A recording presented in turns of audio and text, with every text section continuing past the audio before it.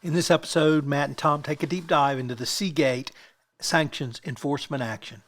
Hello, everyone. Tom Fox back again with Matt Kelly for another episode of the award-winning Compliance Into the Weeds. Welcome back, Matt. Good to be here, Tom. Well, Matt, we had one of the most interesting export control enforcement actions I think we've had in a long time. You've blogged about it, and we're here to talk about it now. It's Seagate. You want to set the stage?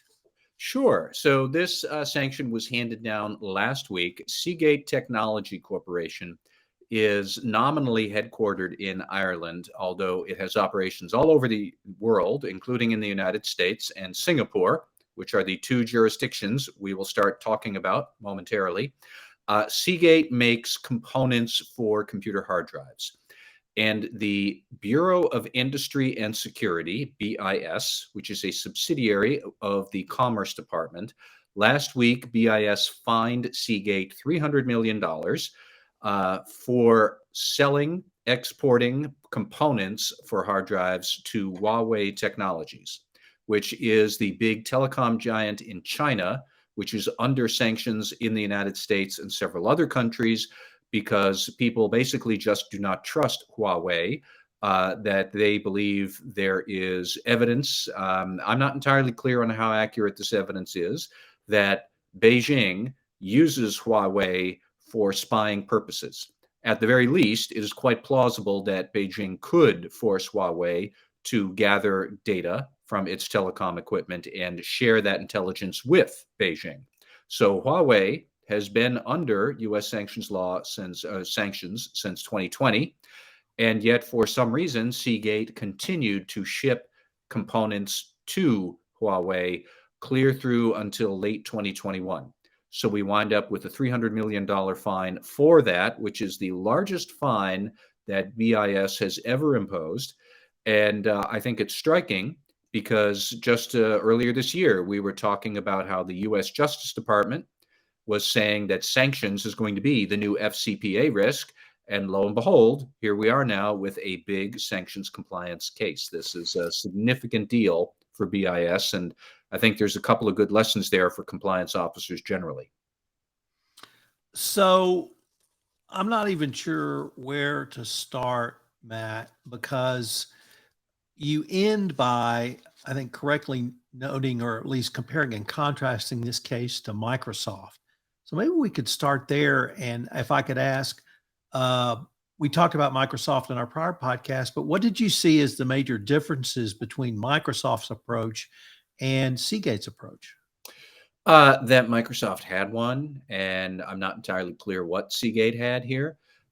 It's worth noting that Microsoft's sanctions case, just to recap for everybody, that was imposed by both BIS and OFAC, the Treasury Department wing that is in charge of economic sanctions, anti-money laundering, things like that.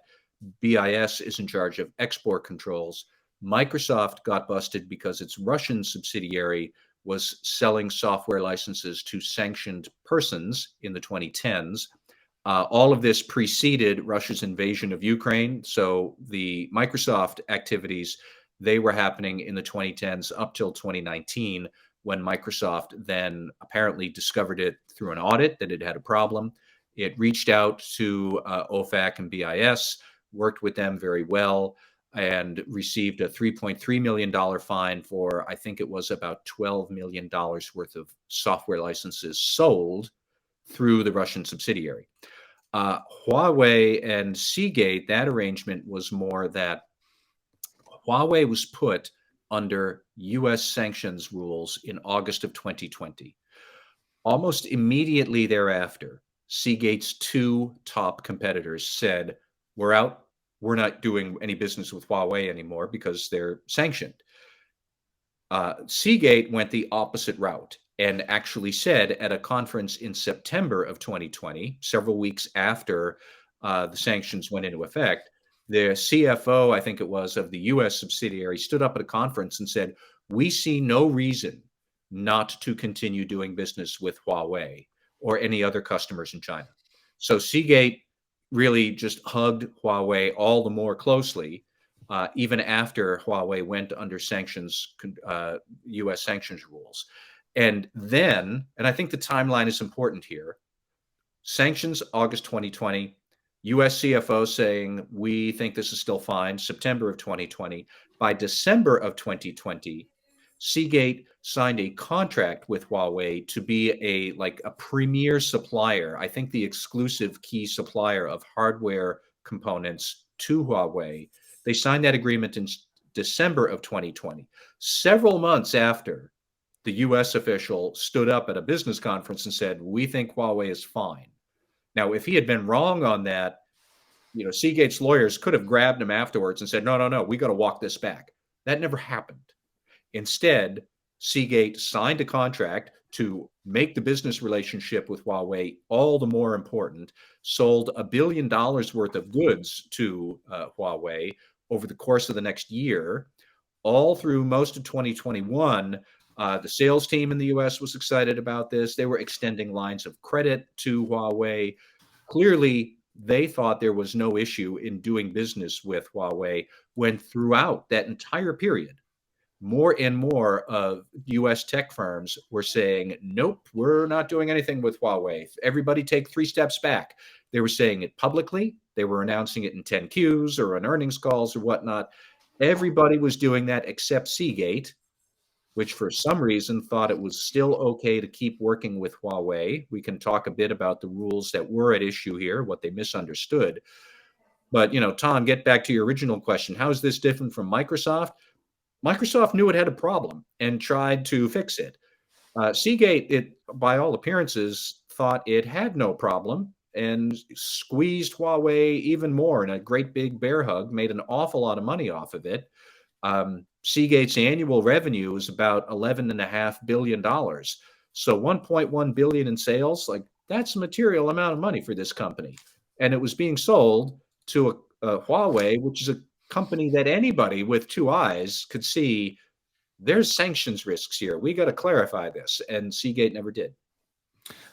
So that really, when I first read this initial enforcement action, it struck me, or I guess the question I had is, how did Seagate get such a small fine and penalty, recognizing this was the absolute maximum they could have been fined under BIS regs? They're very lucky this didn't move into the criminal realm under the Department of Justice, because in addition to a complete lack of any sort of culture of compliance or even doing business ethically, the thing that struck me was post-settlement, the Seagate CEO said, we determined that engaging with BIS and settling this matter was the best course of action because they believe they never engaged in any violations. And that is the failure to acknowledge your culpability is a key multiplier under the federal sentencing guidelines. And so if this had been any sort of criminal penalty, this fine and penalty would have gone through the roof. Well, Tom, I think, we should just clarify for the moment. I'm not clear that there isn't any criminal liability here. We know as of right now, the Justice Department hasn't weighed in on this, but I don't know for a fact that the department has, given them a declination to prosecute or anything. But there are some pretty ugly looking facts here. And, while we're on the subject of what the company else has agreed to, in addition to the fine, they are under a 5-year sort of DPA, not really a DPA, but they have to go through 3 audits of their sanctions compliance program over the course of the next 5 years. The first audit will be done by an independent compliance consultant who will review and inspect Seagate's export compliance program. The next 2 audits of it will then be done, I guess, by the internal audit function within Seagate. Those 3 audits in total must be done over the next 5 years. It's not clear to me what would happen if there are future violations here, but I mean, it seems it's not a good look. Some of the evidence, I'll put it that way, that has come out with the BIS settlement, that the US sales team was saying, this is a great deal. They were extending lines of credit multiple times in 2021. They had clear and compelling and blatantly obvious evidence from their peers that Huawei is a problematic customer. Everybody else is dropping them, and yet they didn't. So unless I am missing it, that the Justice Department has expressly said we're not looking into this, I don't know that they're not. I don't know that we've heard the end of this. Well, I don't think we could say there's a DPA because I didn't see any of the language. Clearly, no CCO, export control, or other certification required. Well, Uh, the I don't know why BIS would trust Seagate to do audits even after an initial independent compliance consultant. It just seemed to me they got off very, very lightly, although they still don't think they've done anything wrong. And then the other point I wanted to explore, we don't get to talk about this very often, that you raised in your blog. One of the things that the DOJ talks about in an effective compliance program is you look to your left and look to your right and see what your neighbor's doing. And if your neighbor has gotten into trouble, perhaps you need to look at your sales function or compliance function. But here, it really has a different spin. And you said it. Two of the major suppliers to Huawei ran away, and Seagate embraced them. And so they clearly weren't looking to see what the competitors are doing, except to perhaps see a business opportunity. I think that is a point that is worth exploring here. Yeah, so I'm sure as devotees of the effective guidelines from the Justice Department, yeah, the department says, look to your left, look to your right, see what other people are doing, what they're getting in trouble for, incorporate those lessons learned into your risk assessment. I would say that that process can work in reverse as well. Look to your left, look to your right. If your neighbors are boarding up their windows, that probably means there is a hurricane coming, and you should do the same. And that is really the metaphor that would work here because, look, the department has said sanctions is the new FCPA. I think as soon as your major competitors and then minor competitors further down the street, they're all boarding up their windows, they're all running them from Huawei, like read the room or read the street and see that everybody else is doing this. We should probably do this too. And they didn't at Seagate for reasons that remain unclear to me. But that would probably be one crossover application from criminal enforcement of compliance to very specific sanctions compliance. Look at what is happening in your industry. Look at what is happening to your peers. Look at what your peers are doing. And then if you see commonalities, do those things. And that is not what Seagate did. And here we are. So, in terms of any action going forward, I guess I had not thought this could be criminal at this point because of the BIS settlement. Perhaps there are potential criminal actions available, or if there are other violations, that could lead to potential criminal penalties. But I guess I still think Seagate got off awful cheap and easy on this one because they seem to have engaged in some pretty egregious conduct. Tom, there was one other important point I wanted to bring up that we've talked about this with sanctions issues before. The OFAC in particular is fond of saying sanctions is hard and companies can misunderstand this. Well, very specifically, the rule that got Seagate into trouble is known as the foreign direct product rule, or what is it exactly? The foreign produced direct product rule. So it is not enough that you are producing goods in a country overseas, that you might be a foreign business producing foreign goods for sale to a foreign customer. If the products that you're producing are based on US technologies, which Seagate's were, then that violates the foreign produced direct product rule and you can't ship it out.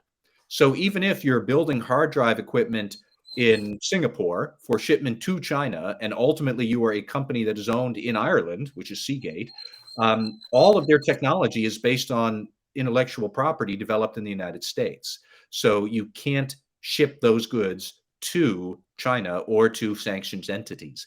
That is a big part of what the Trump administration started, and now the Biden administration is doing now to kind of contain China's use of advanced technologies. So if you are a tech company, understand what this rule actually means and know what foreign products you are building on U.S. technologies, and understand that you can't ship to Russia elsewhere. And yet again, because Seagate misunderstood the foreign produced direct product rule, they thought they were exempt.